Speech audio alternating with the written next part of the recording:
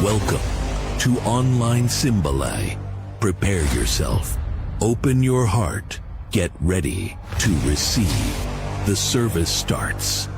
In 10, 9, 8, 7, 6, 5, 4, 3, 2, 1. Welcome to Transform Global Faith Ministries.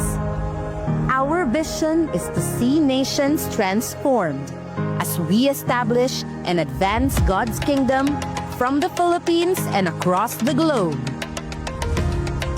Our mission is to raise truthful, radical, and authentic servant leaders who will uphold the banner of righteousness and excellence in the government, business, education, and other spheres of influence. Our core values: we are committed to nurture and disciple the youth of today, for them to grow in knowledge, wisdom, and love, mentoring them to become relevant in serving the society with humility and compassion. We are disciple makers, committed to equipping disciples, helping them discover their purpose, develop their potential, and deploy them to fulfill their God-given calling and vision.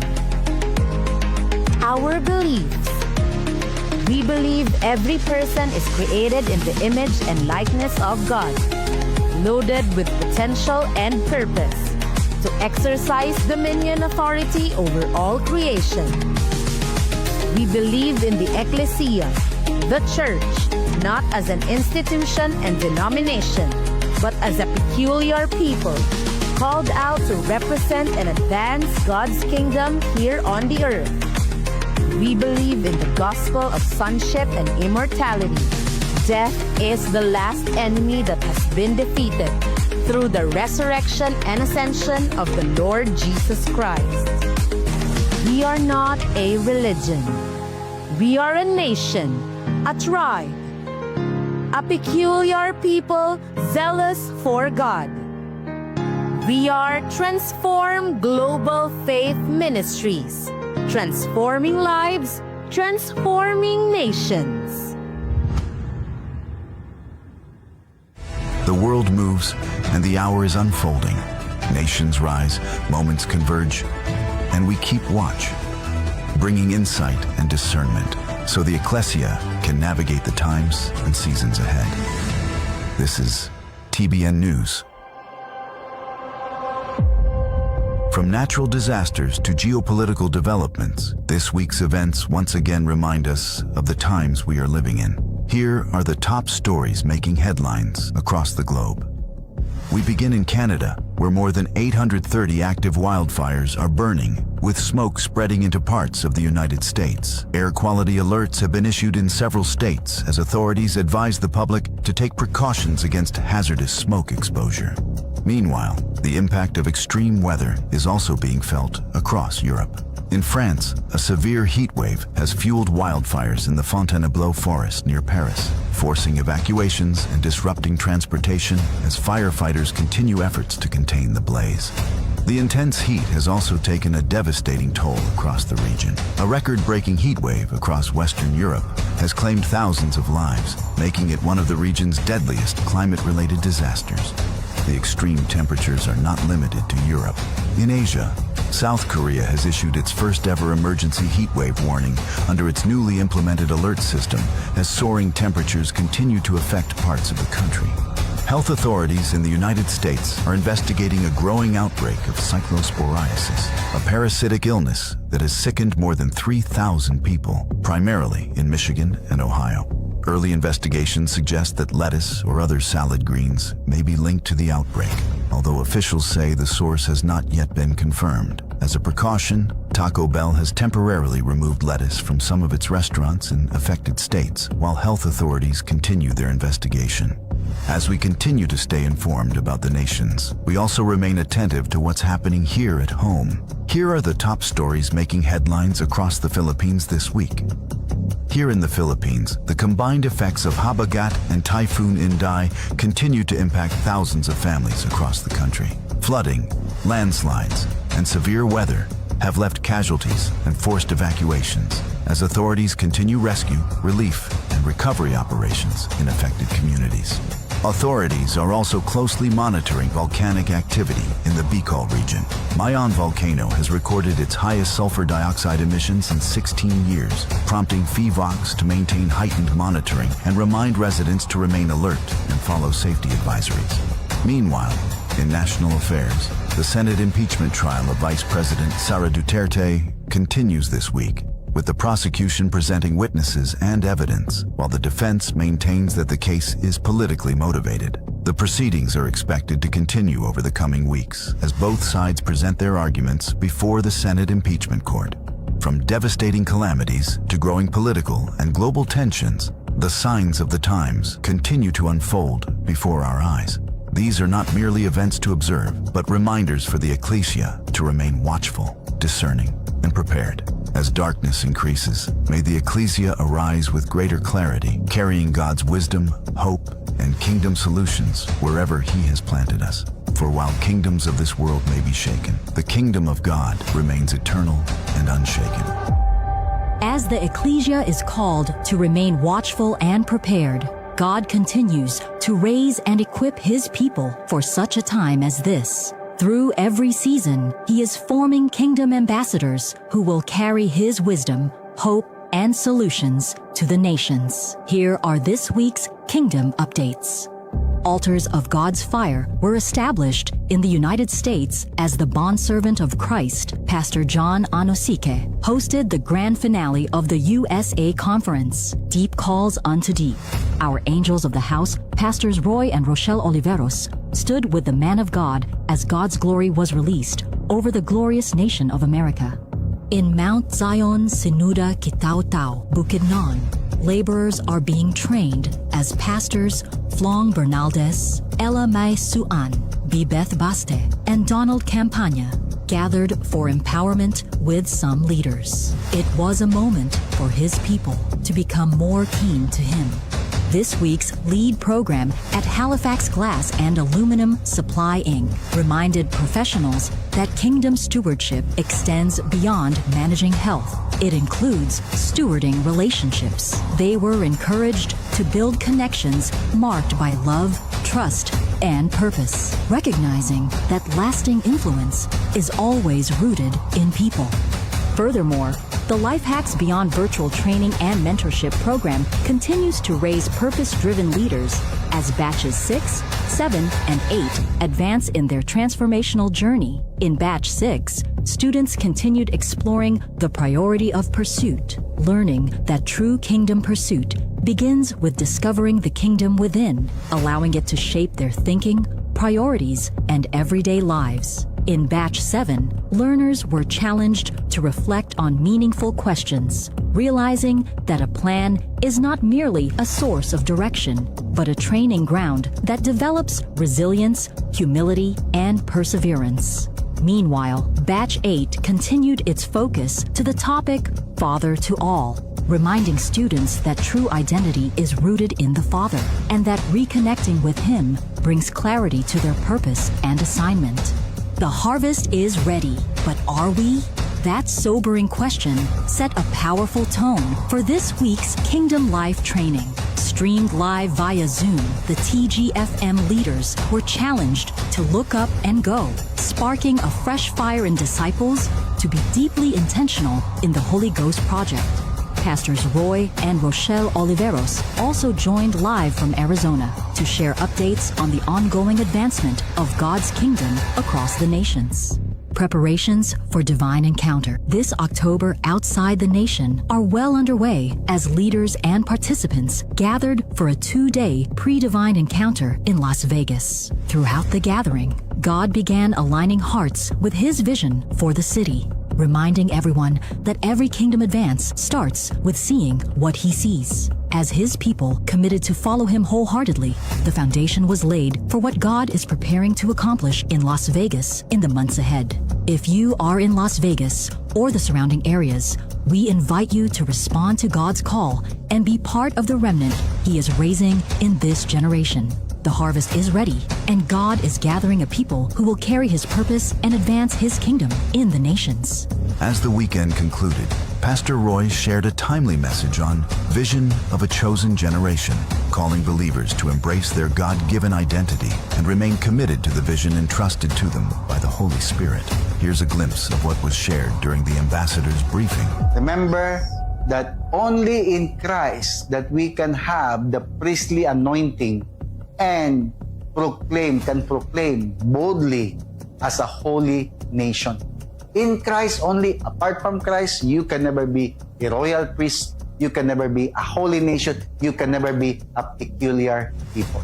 Because only in Christ, Revelation chapter 1 verse 6 says that He has made us to be priests. That's what the Bible says. He has made us to be kings and priests. You better understand how to function as king and at the same time as priests, because that's what we are for. Jesus Christ made us to be kings and priests. Kailangan ma-process mo yung sarili mo to function as kings. King ka na probably by title, but can you function as a king? Priest ka na by title because of Christ, but can you function as a priest, royal priest in Christ Jesus? That's another question.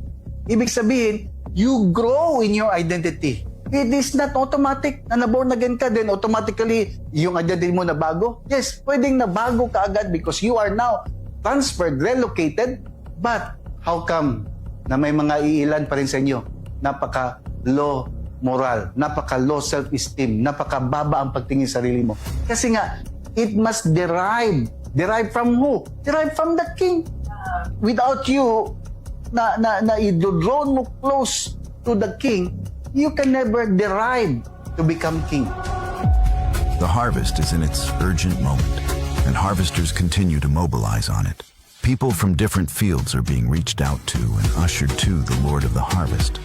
Carrying the King's burden, Holy Ghost Project. We're storming the gates of hell with roars, advancing God's kingdom agenda. Holy Ghost Project. Every kingdom assignment begins with a step of obedience. As we continue to walk in God's purpose, here are the upcoming events designed to equip and prepare His people for the season ahead.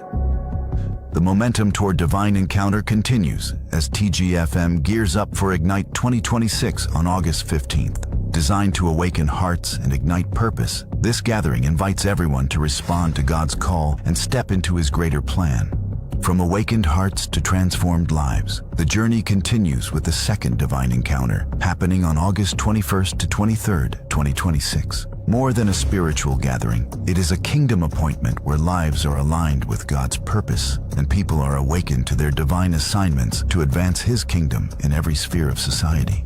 In a time when many young people struggle to find direction, the TGFM community remains committed to shaping and raising a strong generation. The Transform Academy is now open for enrollment for the academic year 2026 to 2027, welcoming grade school to junior high school students who are ready to grow, lead, and be part of a movement that is raising future leaders of our nation. Stay connected with everything God is doing through the TGFM Nation. Follow our official social media platforms and download the TGFM app to receive the latest teachings, ministry updates, upcoming events, and important announcements as we continue advancing together in God's agenda for this generation. Thank you for joining us on this week's TBN News. As the world continues to shift, we remain watchful, discerning, and committed to keeping the Ecclesia informed. Until next week. Perfect day, everyone. I am John Louis Ruiz, and I am a local skater here in Davao City and also a surfer. And I am currently working in a feeds company and poultry supply.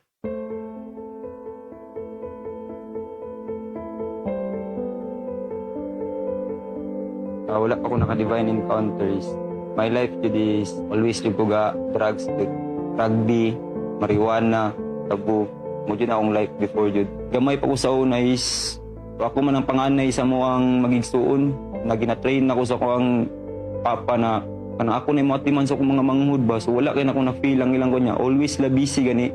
Tapos dili ko ganahan sa akong papa before. Kay ganyan na istorya ko niya o ganagay hubog siya. Tapos ang istorya niya sa kuha before ba is always negative gani. So my mom no, ang supportive juga siya sa akong mga ginabuhat. Ibin na kanang na akong mga achievement na makuan. Ang dilaan dyan niya ganahan sa ko is kanang drug addiction yun ba. Since grade 5, start na og bisyo. Tago-tago ka ng inom, garilyo. Nag-try po kog ano dati, na maligya ko kanang marijuana that time. Tapos, mura po kog sikinsa po sa mong lugar kay always na mga ayo sa kuwag drugs. Hatag lang po ko, hatag ba. Nakita ko sa akong papa na galikit ko ganang marijuana tapos daghan kay ba nagkalat lang sa kung ba. Mo gamit man jud kana na bawal man na diri sa kuan man ni siya pa nang gibuhat lagi daw sa kanang kuan ba sa Ginoo ba nana kay akong rason before ba. Nagsulti po sa akong parents before na wala daw kay pulos na ba pagkaanak ba because unsa mo tana akong mama sa kuha nana jud ka kanang addict jud ka perminti kanang tapos gina-compare ko niya sa akong igsuon nakahuman man og eskwela akong igsuon tapos ako wala ba. Tapos babae, muna bisang kinsa ra akong kaipon. Naabot ko sa point na magbago na siguro ko ani kay nana ko'y buntis na ko ang kaipon. Tapos nabalik gyapon ko sa sa kanaging bisyo gani. Then dito pud nagsugod pud na ang kanang wala ni klaro na kanang relationship pud ba. Nag-decide mi na magbulag mi.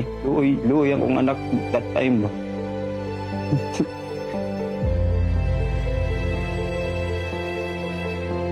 Kaya nga, pag minon ako sa akong life before ba, wala nag-direction gani. Always na ako gina-blame ang Ginoo that time. Nakonect ko sa life group way back 2019. Ato na time, gadula og skimboard sa dagat ato.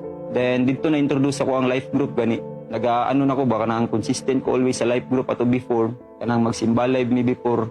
Mo sibat jud mi. Kanang maginom lang ba. Kaya akong giapas na jud dato sa life group. Kana lang na mga panghatag na mga skate katong sa topic ato sa purpose gani. Nakapangutan na jud ko sa akong life before ba nabitaw no unsa jud akong purpose jud diriya. Tapos niabot ang time ato na pilado ang pangalan.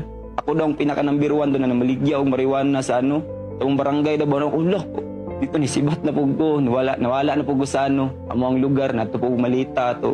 Medyo na stress ko ato bang nabot mo ng pangalan to, nadlo ko ba bising madakpan ko ba. Naay one time ato na ikan kog inom tapos tabuki ko sa drugs tapos pag-uli na kog balay. Liupan ko jud nimo ganang marijuana. Then nagigda ko sa duyan. Nay ni sulod og kalit sa una ato ba na kay purpose ko na moto ni sulod sa kuan na kuan bitaw ko nang unsa jud kay purpose ni sa kalibutan sige siya balik-balik sa una ba. First time na ko to na sincere jud siya nampo ba. Lord, kung tinuod manggaling ka, tagay kog sign na naa jud ka. Moto dito na ko na time na seeking na jud kay ko ato kang Lord jud. Tapos na connect ko ato sa napo ko'y barkada po dito na connected po diri sa TGFM. Yan na siya sa kuha na, Towder, sige naan ka mo sabay sa Ignite. Then pag-appeal ako dito, late pa jud mi kay Pag mata na ko sa buntag ato, kaya pa yung kayo sa drugs ato, mo to pag attend ako sa Ignite, ito man akong nasudlan diri, alive man siguro ni. Naka ng religion gani. Ang topic gyapon is purpose, ano ko, sige, nagbalik-balik nga wala about purpose nung gyapon ni. So, mo to dito ko nag-decide na ano, unsa ka na kanang mag-join siguro kog DE no, kay gi-introduce man to sa Ignite tong DE. Para makabalo juga sa imong kaugalingon di ba, kung kinsa juga ba. Then dito nag-join na to sa Divine Encounter.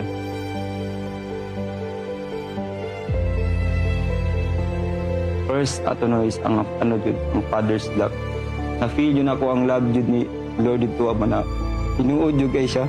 Abi na ko kanang walay Ginoo. Then katong pag gakos na ko siya na siya bilin sa kwato na word na tune your ears into the word of wisdom and set your heart in a life of understanding. Ano unsa may pasabot at Lord ko pag-search na ko sa ano ba sa Bible na kuan ano lo nam din sa Proverbs 2 verse 2 di ano ko na pawira ato na kuan na kanang message na kuan ni Lord so nakaingon ko matinuod jud ay so tinuod jud ni di ang Ginoo jud ay na to that time gabi na ko gila ka to that time nakaingon jud ko na siya jud kay Lord na ulahi na akong pag-response ba. Then nag-speak sa kuha na dili pa jud daw ulahi ang tanan. Na-deliver jud tanan ng ano ato.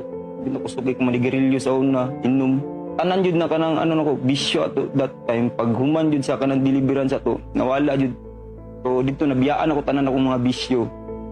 Bin sa akong family, namang ko yung mga kanang mga kalagot ba sa akong papa. Na-forgive po na ko siya. Ato na time, nag-chat ko sa akong mama na, ma, sorry kayo sa akong mga nabuhat sa inyo ha. Pati po sa akong papa. Then sa mama po sa bata, katong mga kaipon ako sa una, nag-ano dyan ko, nangayod dyan ko pasaylo dyan sila ang tanan.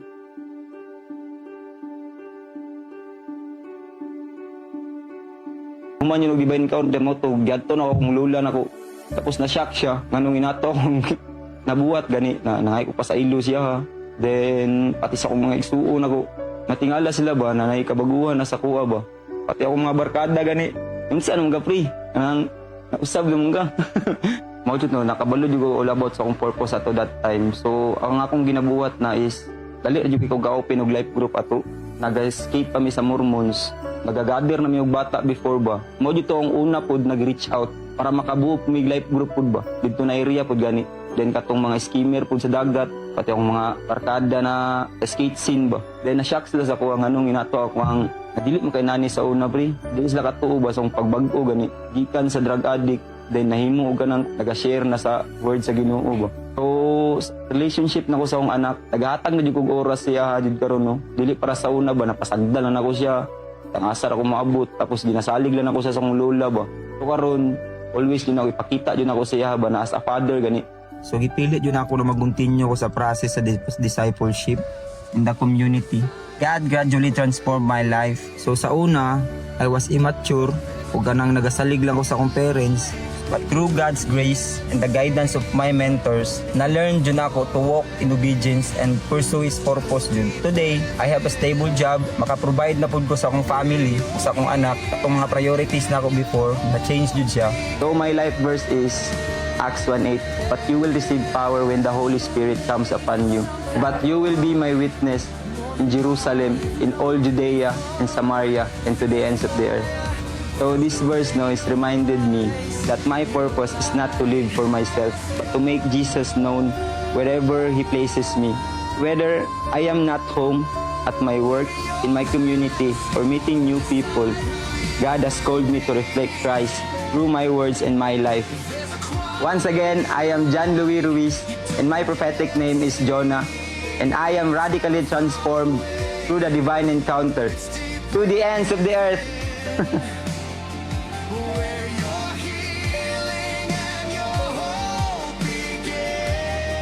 That before every victory, an altar is established. Wherever you are, let's prepare our hearts and fix our eyes on Yahusha as we worship Him together. And as King David declared in Psalms 99, 1-5 TPT version, Yahweh is King over all. Everyone trembles in awe before Him.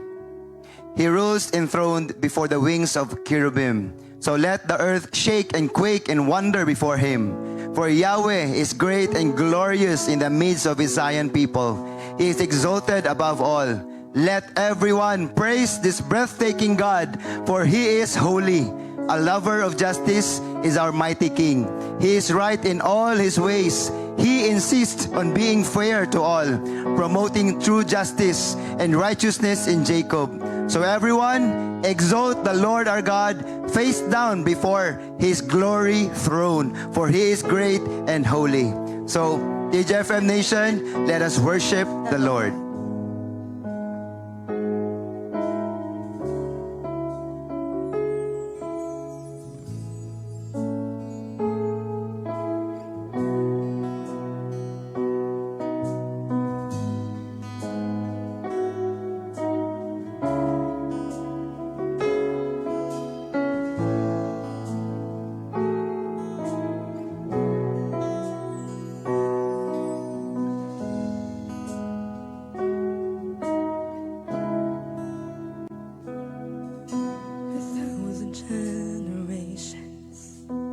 Falling down in worship to sing the song of ages to the Lamb.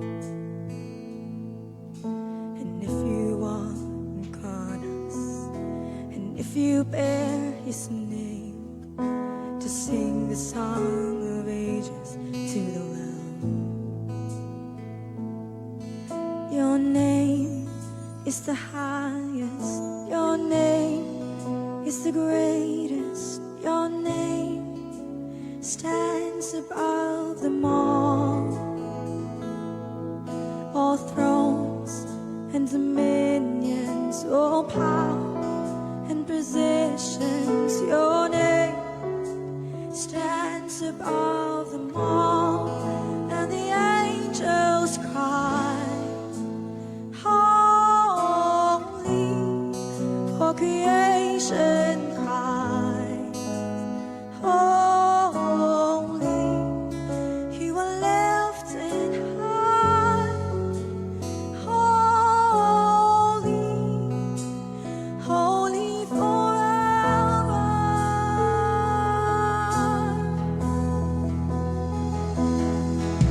And if you walk in freedom, and if you've been redeemed, to sing the song of ages to the Lamb.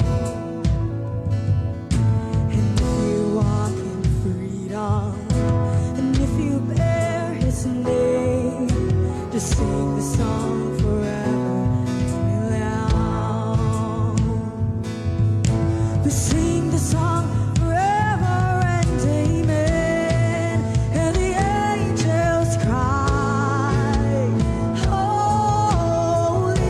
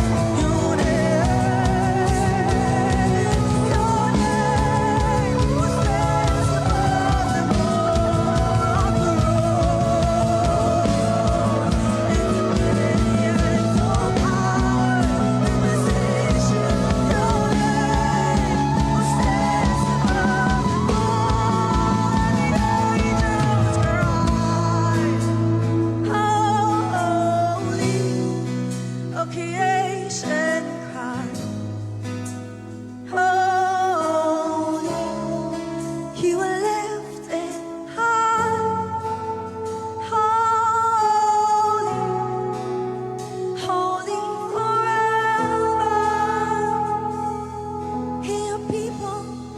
Hear people sing, holy to the King of Kings, holy, you'd always be, holy, holy forever. Yes, God. All the days of our life, we worship you with gladness, with joy, with peace in our hearts, knowing that you are our confidence, you are our victory, you are our conquering spirit, for your name is above every other name. We thank you and we love you and we glorify your name. In the mighty name of Jesus we pray. Amen and amen. Come on, let's continue to worship and praise our King Yeshua in this place and declare His goodness and His faithfulness over your life. Come on, here you go.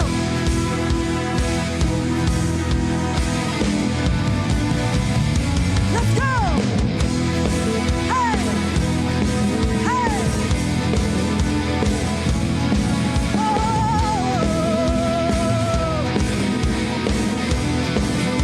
Come on, people of God, declare. Lord, you are good and your mercy endureth forever. Lord, you are good and your mercy endureth forever. Lord, you are good. Oh, Lord, you are good. Come on, we declare. People from every nation, people from every nation and tongue, from generation to generation, we worship you. Hallelujah, hallelujah, we worship you for who you are. You are good, Jesus. Hey, come on, we declare it out. Let's go. You are good and your mercy endureth forever. Lord, you are good. You are good and your mercy endureth forever. Oh, Lord, you are good. Lord, you are good and your mercy endureth forever. Lord, you are good.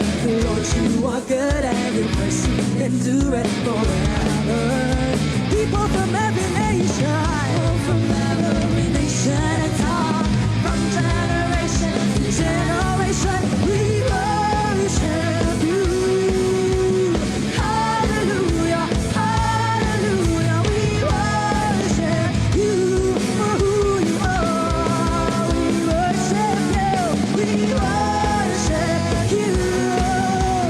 Hallelujah, hallelujah, we worship you.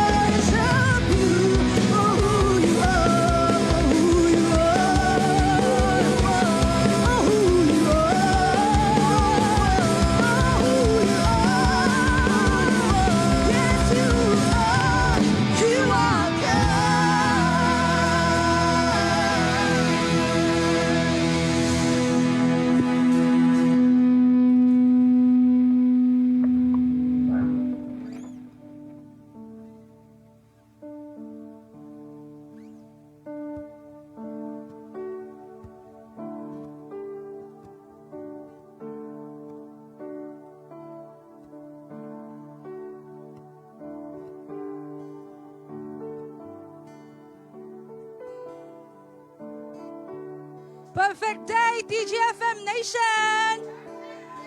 My name is Nettie Generale, and today I want to testify how the Lord has preserved my life through the principle of tithes and offerings. I've started to obey the principle of tithes and offerings when I was still a student. Nasat na gid ako ang hunahuna nga mapagamay man o mapadako ang akong income, I will always set aside a portion and return it to the source of all my resources, which is the Lord. As I continued walking with the Lord, He revealed deeper principles about giving. I learned that in the economy, the kingdom of God, whenever we have a need, we don't rely on our own strength or resources. Instead, we activate our faith, believing that God will provide not merely what we want, but exactly what we need. I also learned that kingdom of God operates by faith, and genuine faith is always accompanied by generous spirit. When we trust God completely, giving becomes our response. Not because we are forced, but because we know that He is our source. Another principle that transformed my perspective is this. We own nothing, yet through Christ we have access to everything. As for God's preservation in my life, I have been part of this community for almost 17 years. Throughout those years, despite every challenge and season our community has faced, the Lord has faithfully kept me here. It has been an incredible privilege to witness how God has continually expanded our vision and enlarged our sphere of influence. From serving in the conferences of our man of God, Pastor John Anosike, held locally in Davao and in Manila as the music director of the worship team, the Lord also opened the door for me to serve internationally in New Zealand as part of the media team conducting interviews.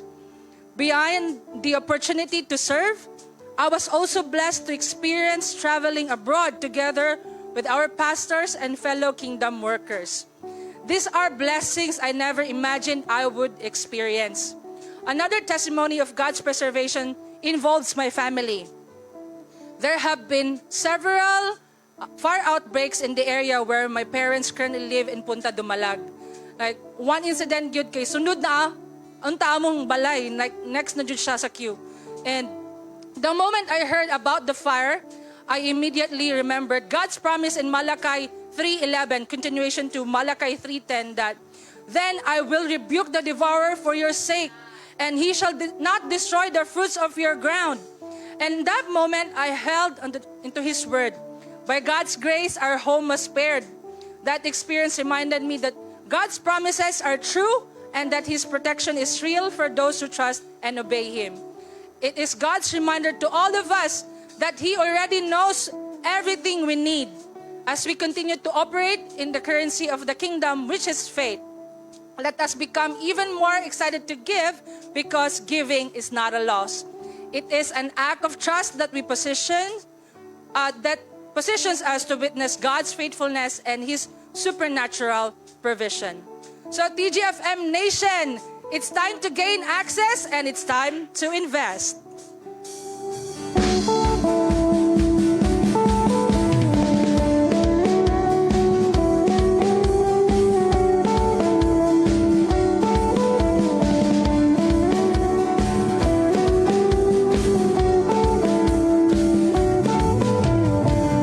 This is the day you made, so I'll rejoice and be glad, rejoice and be glad.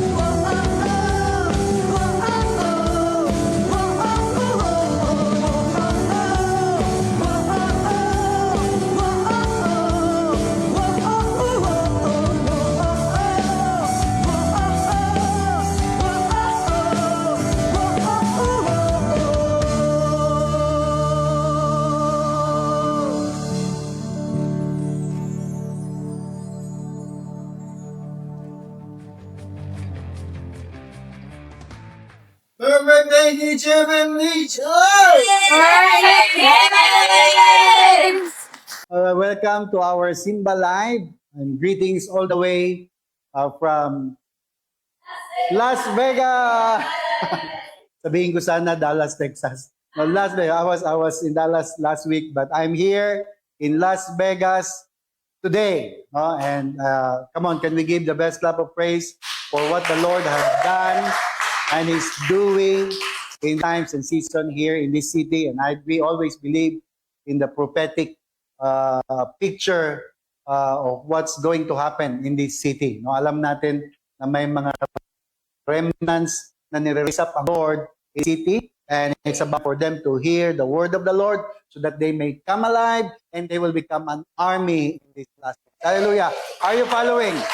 So we welcome all of you, those who are joining us live all over the globe, especially those that are watching, my friends, yung ating mga kaibigan there in City Jail, no, for continued patronizing and encouraging you to what God is doing today. No, perfectly sa inyong dancer and sa mga nasa Marahan, I miss you there, and sa mga nasa studio. Good job, worship team.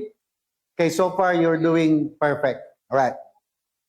Okay, as we continue with our series, I think we are already in our 20th week. No, imagine from 20th week, 5 months. No, 5 months in the series, and for those who are joining us for the very first time, for you to follow what we've been talking about, no, in this series, you can go back and search for yourself, no, the past previous teachings, so that you may align and you may understand what the series is all about. Again, this is about the church history. That's also the current condition of the churches today. So it's important for everyone, every believers, to understand where they are and what condition they are in this particular time and generation. So now we have moved on to the last church, which was mentioned by the Lord Jesus, which was addressed by the Lord Jesus, the church in Laodicea. Say to me, Laodicea. All right. The Laodicea simply means the rule of people. Okay. If you happen to hear the previous talk, the previous session, in arrange natin to understand the Greek words. No, Laodicea comes in 2 words. No, Laos means people, Dikao means to rule. Kaya the rule of people. In other words, democracy. Kung meron tayong system na democracy, it started actually during this time. And of course, no, most of the they always claim that democracy is the best governing system, no, for every country or for every nation. But ang question, yes, it may sound best, but ang question, if it is really the perfect system, government system for the Lord. Okay? Kasi itong system na to, they are ruled not by the word of God, they are ruled by the people. We know that democracy, ang voice ng democracy is in the people. No? That's what democracy is all about, people. So the only beauty of democracy is the chance for ordinary people to be treated as equals in public life. Okay? It gives people also a voice in decisions that affect them rather than leaving everything to rulers or elite.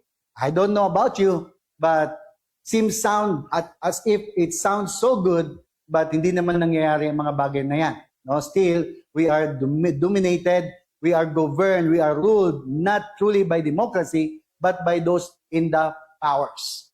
And that's the same thing happened in the churches today. Okay? They recognize the dignity of citizens, probably treating rich and poor, educated and uneducated as politically equal. Oh, it creates space to correct mistakes publicly instead of hiding them behind force or secrecy. So this is why they value democratic system, because they aim at participation, accountability, representation, and the protection of rights, not just the transfer of power. So kaya tingnan natin, if you hear it, this really may sound so good, so politically correct, but still far from perfect because humans have been programmed to corruption. We know, alam natin lahat yan. This is why no human governing system in any type would work to bring humanity back into union as a nation. Mahirap yan. In fact, may statement ako na na-compose that when humans try to work in union without God in the equation, only ends in fractionation, meaning division. You see, every nation has its own opposition. Here in the US, there are two parties that always come against with each other. The liberals and the Democrats, the Republicans and the Democrats. So they go against each other, though some, of course, no, they would have no choice but to go with kung sino man ang mananalo or kung sino man ang mapili ng mga tao. But again, democracy, no, in its essence, no, alam natin that this is not really the perfect system to govern, to manage, and how people can be united because it's far from kingdom. It originates from religion. Are you here? Okay, so you see what happened in the Tower of Babel. No? Again, as I have said, when humans try to work in union without, pag wala ang Lord, no, they try to connect each other, to unite each other, and wala ang Diyos, only ends in fractionation, only ends in division. That's what happened. The Lord saw that they already have reached heavens, then the Lord came and scattered them. And na-remember nyo ba the Tower of Babel? Right? So, in the time of Samuel, okay, when nung Israelite, when the Israelites tried to be democratic, they tried to ask, no, for a king. They don't want God to rule them. They want the king. They want a king just like any other nation. So they asked Samuel na bigyan mo kami ng king. And so the Bible says in 1 Samuel chapter 8 verse 4. Let's look at this. All the elders of Israel gathered together and came to Samuel at Ramah and said to him, ito yung time that they were already asking for a king because they don't want to be ruled by prophets. No, kasi during that time, the Israelites are ruled by judges, by prophets, the voice that comes from the Lord. So ayaw nila. They want to be like other nations na meron talagang king. So, eventually, ato sabi ng mga tao kay Samuel, look, you are old. Grabe, ininsulto si Samuel. You are old and your sons do not walk in your ways. Now, make us a king to judge us like all the nations. And you see what happened next. Okay? They end up being oppressed and were enslaved by other nations. In fact, in the process of time, the one kingdom became divided. Kaya meron northern Israel, meron southern Israel. Are you following? So that's what happened to the churches today. It's the same. Churches today are so divided. Why? Because of this system. Because of this system. That's the reality we can see in the world of Christianity today. Everyone wants to air out their own opinions. So, that's religion, not kingdom. So, I pray no na bawat isa sa atin ma-open yung understanding natin about how we have taken us far from the reality of the king or the reality of the kingdom. Because the kingdom, I mean, everything is perfect. Everything, well, ayaw naman, no, hindi perfect kasi we are corrupt. Alam natin na in the all of us, most of us are always held captive by corruption. But then again, if the system is the system of the kingdom, then at least we will be ruled by a king which has power and dominion that we can also exercise in our own ways and our own authority and dominion. Kaya lang, of course, if we will rule by a wicked king, kaya masama, magkakaproblema lang din ang bayan. That's why they don't want to embrace the kingdom, no, yung mga monarchy, yung mga system na ginagamit nung una. So, again, in the churches today, that's how it works. They embrace democratic. They embrace democrata. And understand this, religion is one of the greatest obstacles to the kingdom. You know, as I have said, that kingdom is a domain of a king. Kaya hindi masyado natin nare-relate yung ating buhay about the kingdom, about the king. It's because nag-grow tayo, naisilang tayo in the democratic mindset. That's why we look at the Bible as something, as an option. If we will obey the Bible, if we will read the Bible, if we will study the Bible, it's all about option. Hindi siya parang by laws or by principle. Kaya most of the people today, even though they are believers, even though they are Christians, even though they are ministers, they are not really, the Bible is not really their final authority. Why? Because they don't understand kingdom. They prefer to decide things based on their own opinion. That's the problem. And that's the very reason why that we are working hard also to bring back everything to what it was in the beginning. Amen ba? Because all religions are the same. Whether you are a Christian, Buddhist, a Hindu, or an Islam, all religion that exists today, they are all the same in the sense that they all claim to have the truth. They all claim superiority over each other in the sense that they compare and compete with each other. In fact, they all demand adherence to their particular belief system while denying the others. That's what religion does. Are you here? So all religions seems to glory in a spirit of segregation and separatism rather than uniting humanity with common power and knowledge of purpose. Kaya mahirap unite ang body of Christ. Bakit? They had the tendency to compare themselves to each other. Iba, yung pastor ko, ganito. Yung church niyo, iba man, kami, iba. And in fact, there are other parts of the body of Christ seem to be so self-righteous that they have the tendency to correct other believers. So sila na ngayon ang mga judger. No? May mga tao napaka-legalistic, napaka-judger. No? They have the tendency to always correct you if they have seen you quoting wrong scriptures, quoting some things that are not aligned in the scriptures. So may mga tao na ganyan. Why? Because of what? Democrata. That system that most religion had embraced. Religion in itself has proven to be the great divider of mankind. That's the sad reality. That's why the Lord needs to remind the church of Laodicea that Jesus is the beginning of creation. Come on, say it to me. Jesus is the beginning of creation. Let's look at Revelation chapter 3 verse 14. This is how he had introduced himself to this church. Sabi niya, this thing says the Amen. So Jesus is the Amen. So if people argue about the truth, about the yes, about the Amen, no arguments, only Christ.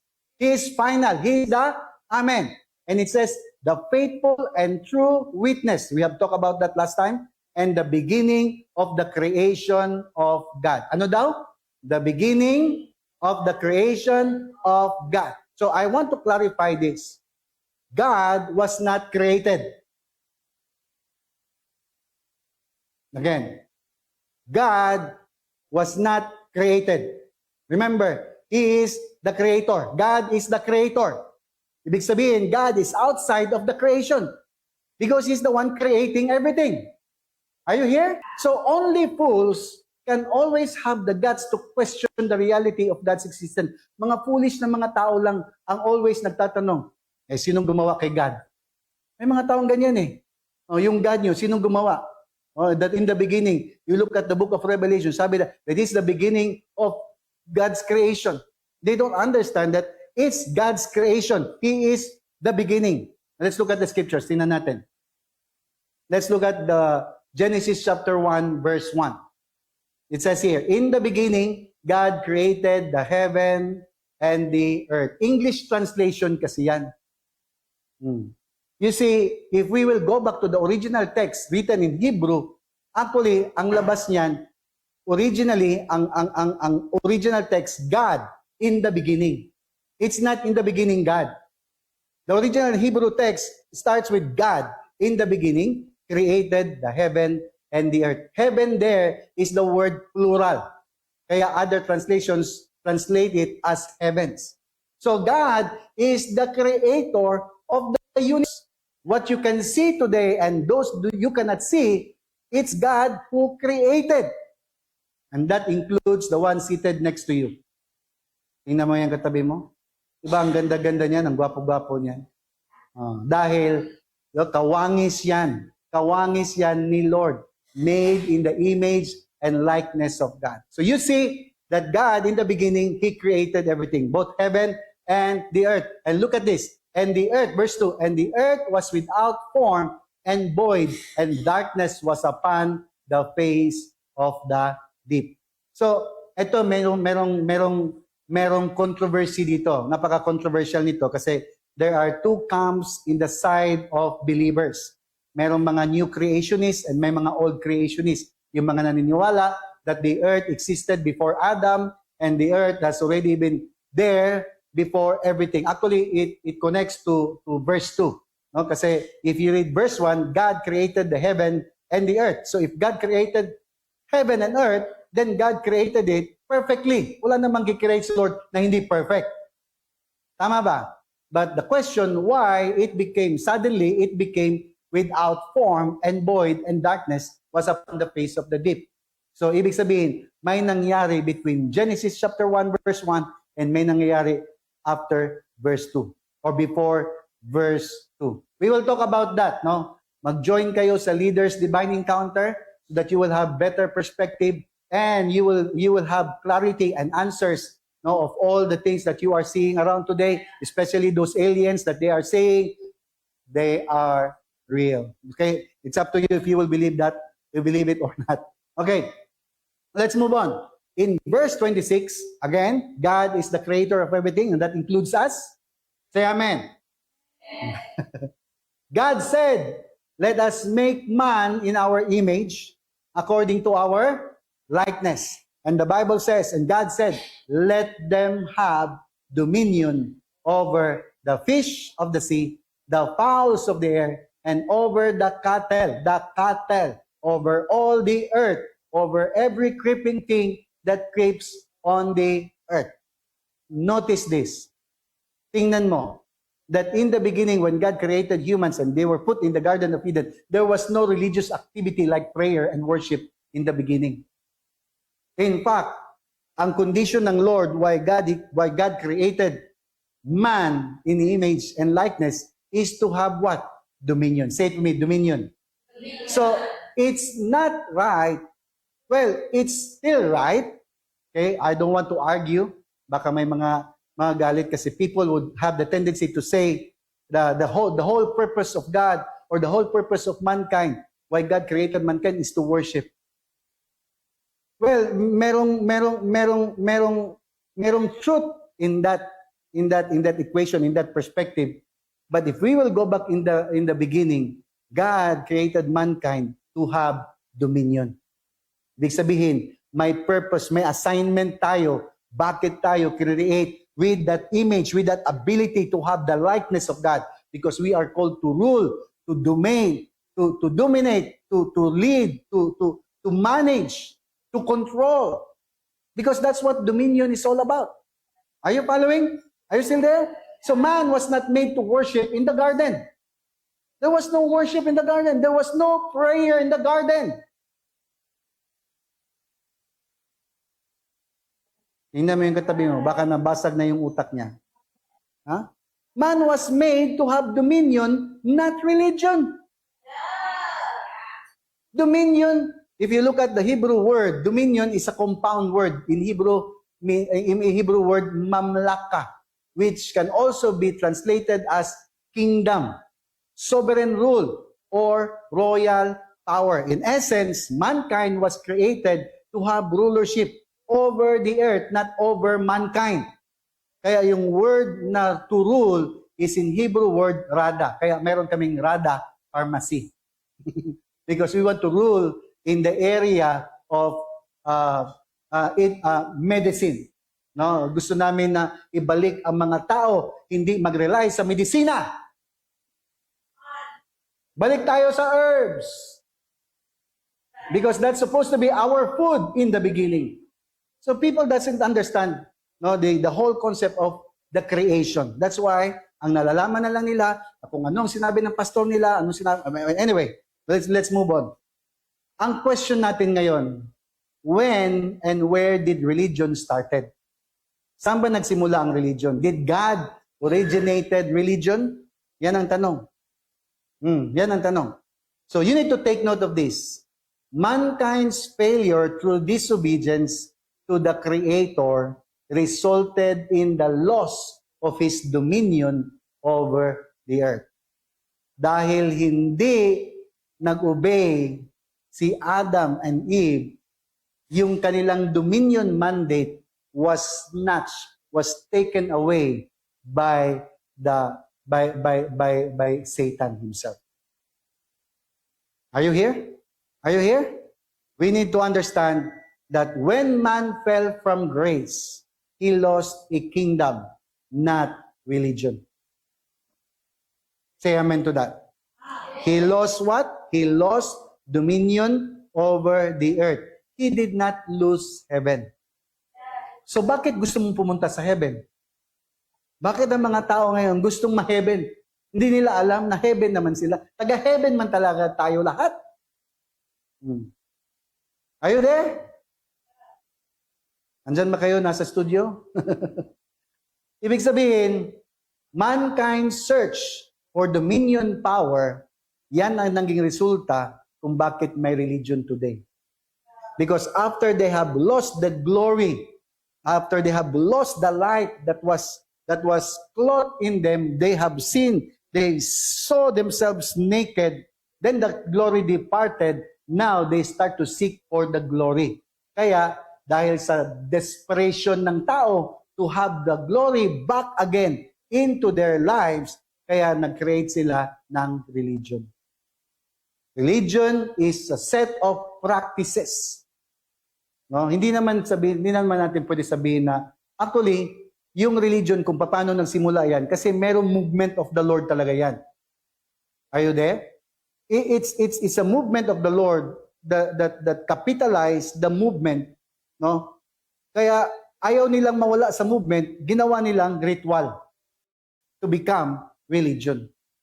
Kaya ang religion, walang movement ng Lord yan. Rituals ng lahat yan. Hoy, bawal yan. Ganito, dapat ganito. Hoy, bawal magsuot ng ganyan. Hoy, ang daming bawal. Andiyan ba tayo? Jesus made it very, very clear na He did not came to bring back religion. Walang religion. In fact, He came to bring back what was lost. Alam niyo ba kung anong lost? Sabi ni Lord in Luke chapter 19 verse 10, for the Son of Man came to seek and to save that which was lost. Ano ang na-lost? Kingdom. So He came to save the people from religion. That's what actually Jesus wanted to say. I came to save people from religion. I came to seek what was lost, which is the kingdom. I want to bring it back to the people. Kaya yung message ni Lord in His time, walang iba. Repent, for the kingdom of God has arrived. Repent, for the kingdom is at hand. The kingdom is all about this. The kingdom. You will see all over the scriptures at the time of Jesus, it's always about the kingdom. And that's the good news. That's the gospel. Are you here? So Jesus' message, His assignment, His passion and purpose were not to establish a religion of rituals and rules, but rather to reintroduce a kingdom. That's why Dr. Miles would always say, rediscovering the gospel of the kingdom. Bakit rediscovering? Tanungin niyo bakit? Dahil nawala ang kingdom in the process of time because of persecution, because of disobedience. Jesus made it very, very clear that He came to establish the kingdom, no religion. Are you following? So everything that Jesus said and did, his prayer, his teachings, his healings, miracles, all focus on kingdom, not religion. No wonder why this last church in history became lukewarm. Tanungin niyo ko bakit? Kasi nawala talaga ang kingdom. They govern themselves. They set up the church to be like the state. Remember? Nagsimula ang sacred and state in the church of Pergamos. Tama? Naalala nyo? So they mix and they intertwine. That's why it's called Pergamos. Kasi nga, they don't want to go back to suffering. For the longest years, 213 years, that they have suffered persecution, now that they were elevated to be part of the state, then they mix up the sacred with the state and not evolves to be the church that we are today. Kaya sabi ng Lord sa kanila, I know your works, that you are neither cold nor hot. You were cold or hot. Yan mo nakikita natin sa mga tao ngayon. They can confess, Lord. Lagi nilang tinatawag si Jesus na Lord. Lord ko yan, Lord ko yan, Lord ko yan. Pero how far? Yung confession ba nila, tugma ba sa puso nila?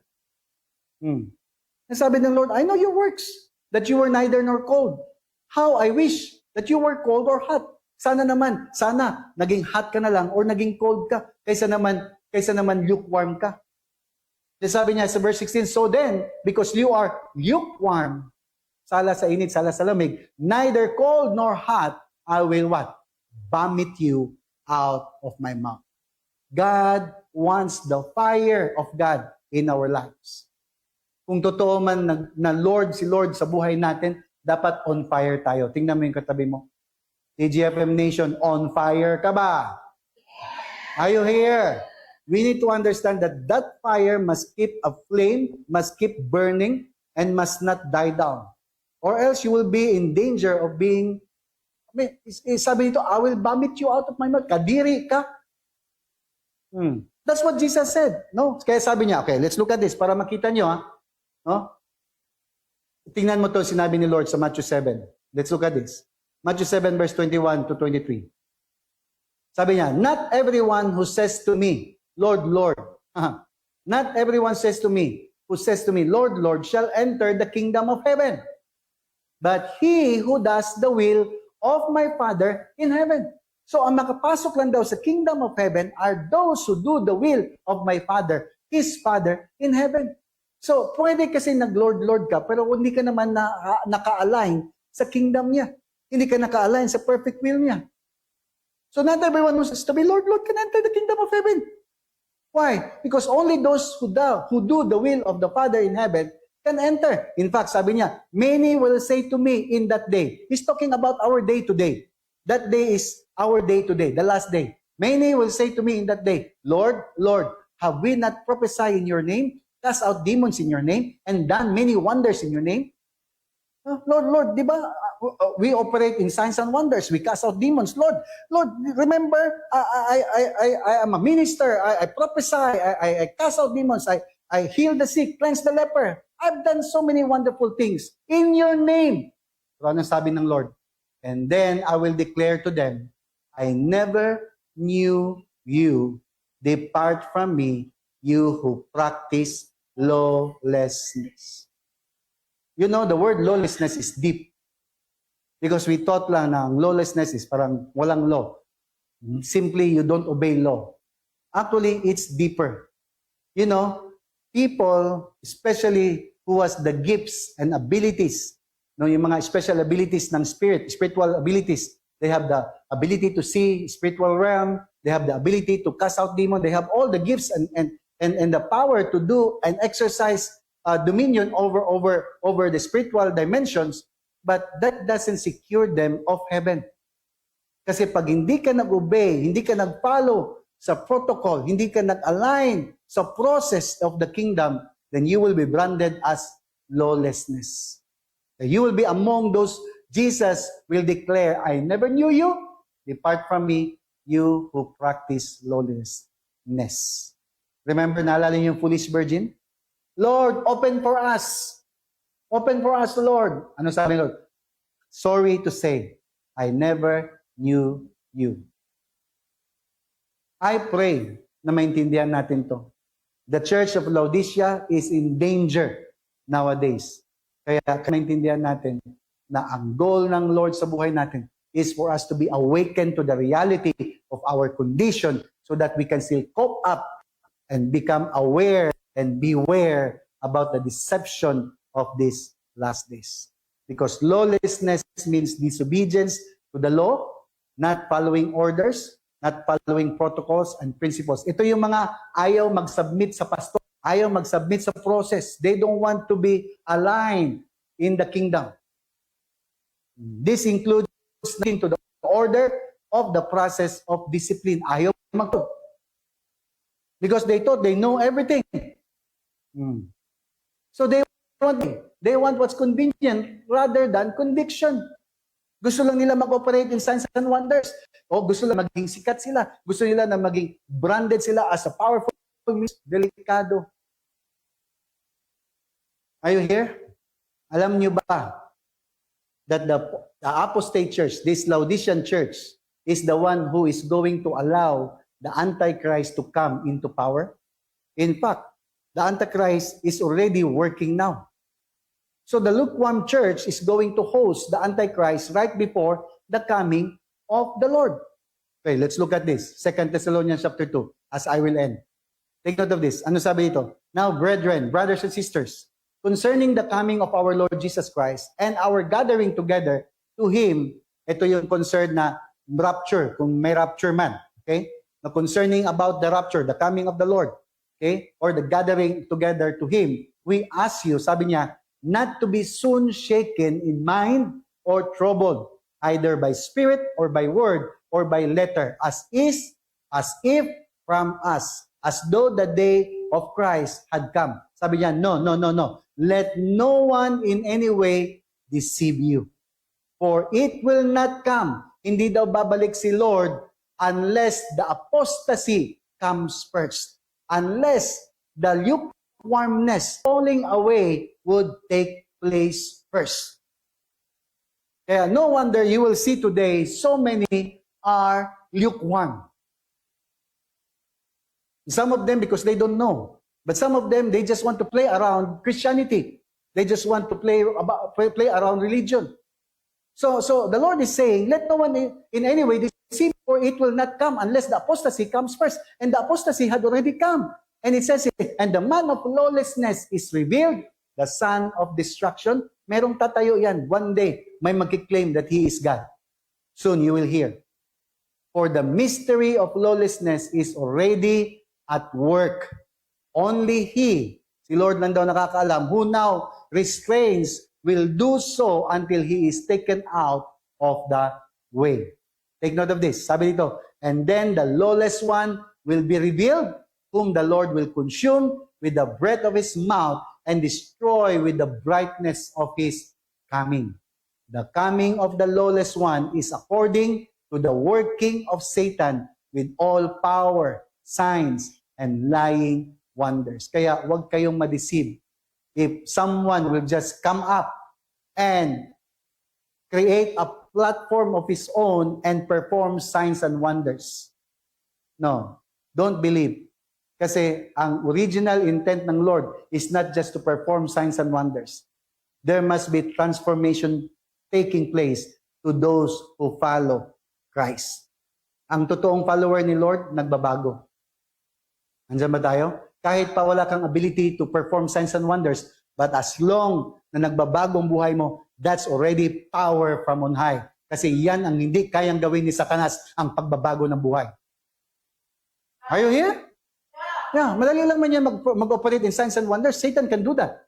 He can heal the blind. He can heal the sick. He can raise the dead. If it needed, wala naman nakasulat na si Satan nag-raise up ng dead because he cannot do that. Only Christ. But if he can do signs and wonders, cleanse the leper, whatever, Satan can do that. But the only thing that he cannot do, tanongin niyo ko ano? Ang mabago buhay mo. Are you here?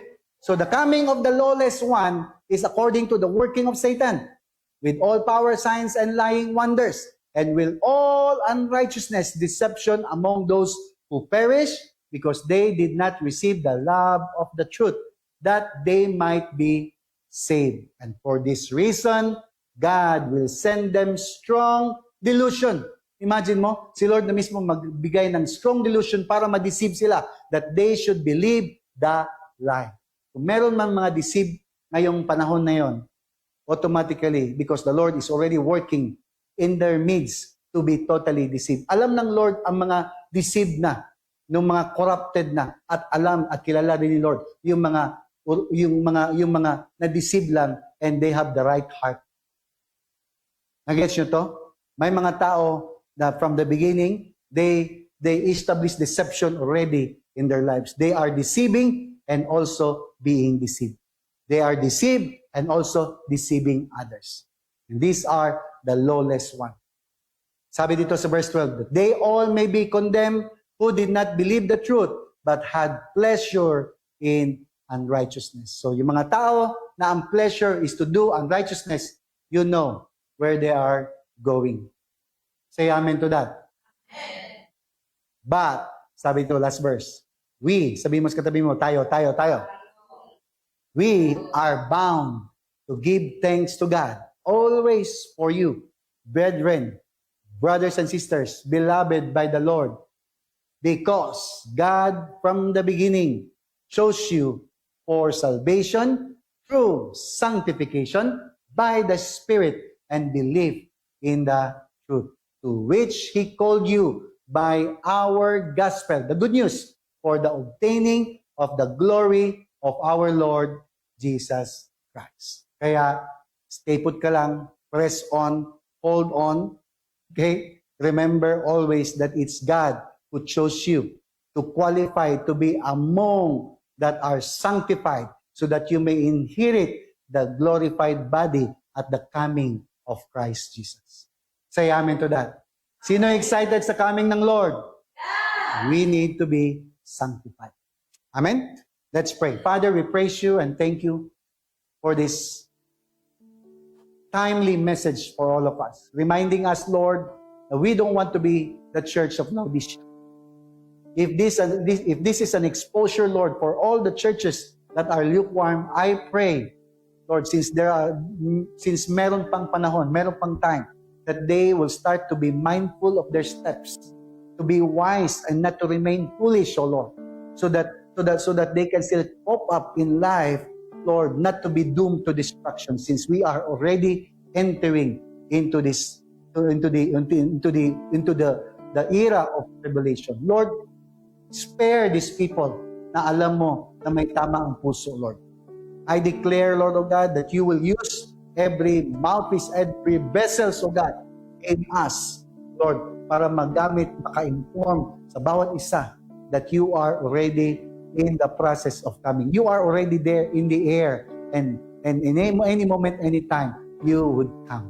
I pray, Lord, since this is not the gospel is the kingdom. Let everyone understand the kingdom. Let everyone seek for the kingdom. Let everyone desire for the kingdom, because this is the only gospel that fits for all people, so that they can acknowledge you as the King of your domain, in the mighty name of Jesus. So I praise you, Lord, and thank you, and continue, Lord, O God, to declare the healing process of each one that are joining us live, that are always facilitating and doing the Simbalay weekly, Lord. I pray for the continuous faithfulness upon their lives, and declaring, Lord, O God, provision for every household, declaring also healing, Lord, in their bodies, in their emotion. I declare, O God, the blessing of the Lord that comes upon you.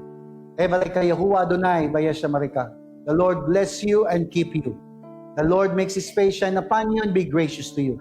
The Lord turn His face towards you and give you shalom. Nothing is lacking, nothing is missing, nothing is broken. All is well. The works of your hands is blessed. Whatever you touch, it shall prosper. Wherever you go, it will break through. In the mighty name of Jesus. Love you, Lord, and praise you. In Jesus. Amen. Amen. See you again next week, and perfect day, everyone. The peace that I have felt during the divine encounter was unspeakable. Dili jud siya ma-explain in human words. It's the spirit of joy, knowing that you are already home. Perfect day, TGFM Nation. Ako di ay si Gwen Suribas. I am a registered nurse and working in the government hospital and also a proud volunteer of TGFM music team.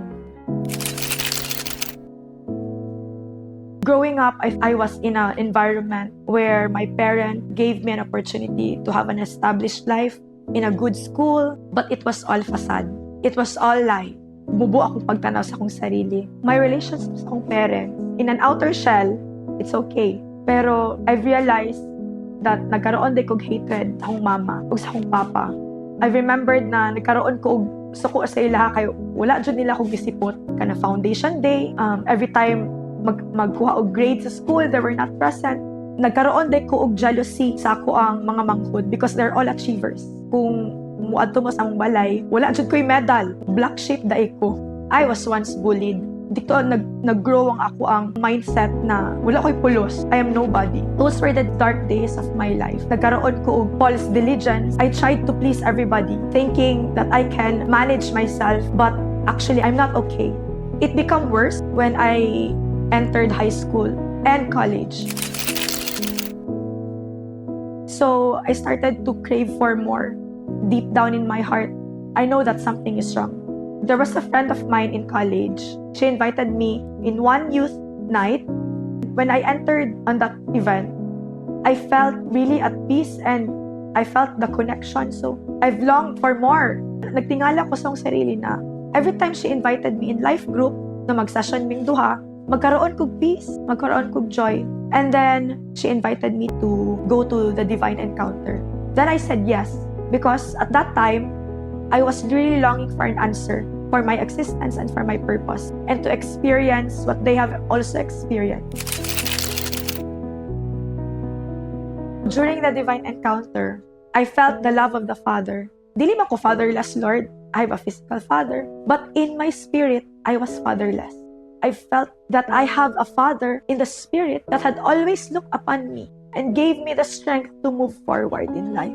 God has given me the identity, the mystery of who I am, that I was made to host the image and likeness of God. That love has covered all of the negative things in my mind. Na-erase jud tanan. God has boosted my spirit.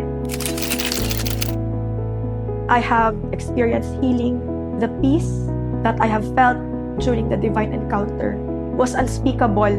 Dili jud siya ma-explain in human words. It's the spirit of joy, knowing that you are already home.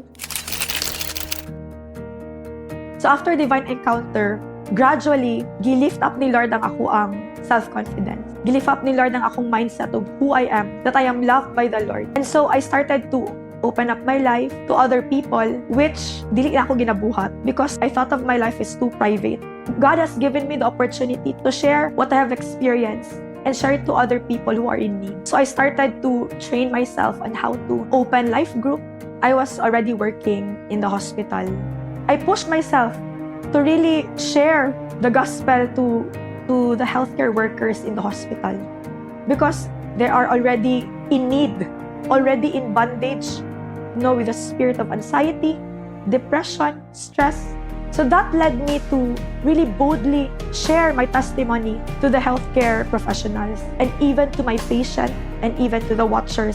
One thing that I have also done was to really love my siblings, my sisters. Nag-change ako ang mindset sa akong mga igsuon. All the more I've served them, all the more that I have honored my parents, also shared to them the love of the Father. Giangat ko ni Lord sa ako ang mindset that you are somebody, that you have skills, that you have potentials deep inside you that you ought to discover. I always love to sing. I am also part of the choir in my college days. Why not serve it in this community? Why hide it? I used to lead worship in the kids ministry. I led them to gospel teaching. So I started there. Then God has challenged me to be part of the music team. Every time I go up in the pulpit, the greatest challenge is to overcome myself, to pursue vision of the Lord. For me to create the atmosphere, and to be able to radiate it to the people in need. My life verse is in Proverbs 3:3-6. Let love and faithfulness never leave you. Bind them around your neck. Write them on the tablet of your heart. Then you will win favor and a good name in the sight of God and men. Trust in the Lord with all of your heart and lean not on your own understanding.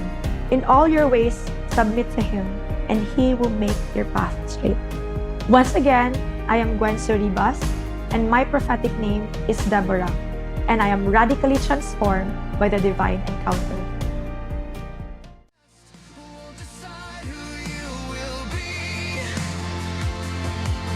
There's a quiet life you don't yet see. It's never